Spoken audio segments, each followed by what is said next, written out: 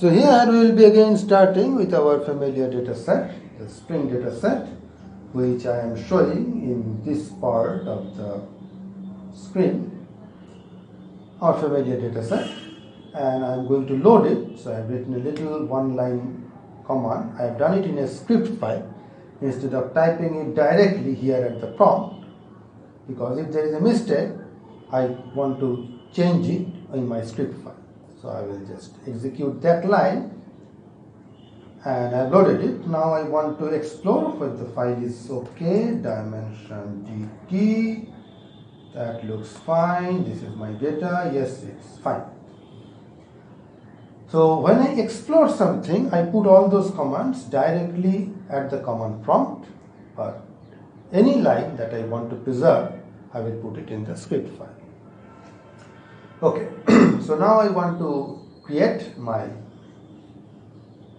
linear model. So I will write fit equal to lm, what is it called, length tilde, I will write weight plus, I said I will use weight squared, and I have to specify the data set name, that is GD. So I will execute that command. I do not get any error message, so I will explore it. So I will type things here at the command prompt fit, and the coefficients are, as one would expect, there's an intercept, then there is this coefficient for weight, and there is this quadratic coefficient. Notice that I have written that R has written e minus 16. This stands for 10 to the power minus 16. So there are so many zeros before it. So if it is 10 to the power minus 16, there are 15 zeros, then 4, 6, 7, 9. So it is as good as 0. And that's what we expected, because if I looked at the plot, and I should always have made the plot to start with, if I look at the plot, that is length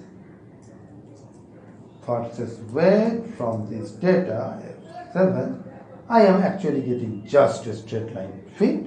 So the quadratic part is 0. That is as expected. Well, now we can find out what is the fitted values, but first what I will do is, now that I understand I really do not need to keep this quadratic thing, I can go back to our original thing. So I will just do it, copy paste, give it a name, call it fitlin or linear fit, and get rid of this. And so I get rid of that, and let's take a look at the coefficients of fitlin. Here I see 3.283, and what was the thing that I saw earlier? 3.283. Well, same. And here I have 2.010, and here also I have 2.010. So effectively this is not playing any role whatsoever. So what I will do is that possibly I will keep this fitlin and then remove this fit. So this is how you typically carry out analysis. You have a model in mind, and then you can either add more terms or take away terms. In this case, I removed the terms. Now let's take a look at what happens if you do not want to put that I. If you, by mistake, forget to put that I wrapper. Let's see what happens. So I will give it a name. I will call it fit wrong, and I will not put the I.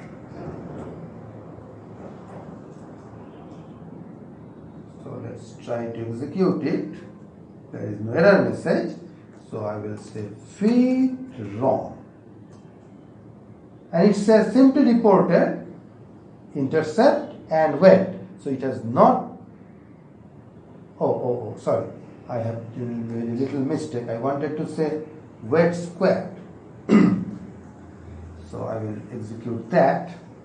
Now I will try to see what is fit wrong. But it is still intercept and weight. in spite of the fact that I wrote weight square, but it is still taking it as weight. That is because when you are inside a formula object, that means something involving a tilde, then after the tilde, these plus or power or multiplication, they do not mean their usual things. So it is something like a Boolean operation, like a Boolean or and, just as weight or weight, that will be same as weight.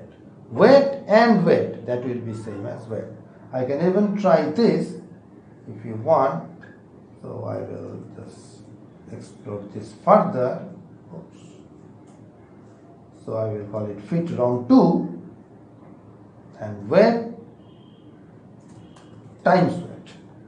You will see still weight times weight will be weight itself, that plus weight will again be weight itself, somewhat like a Boolean operation. Now why it does it in this way is something that we'll understand later. So let's try this one out and you will find that still you will get the same old story. Let's try the model matrices. What I got, model matrix.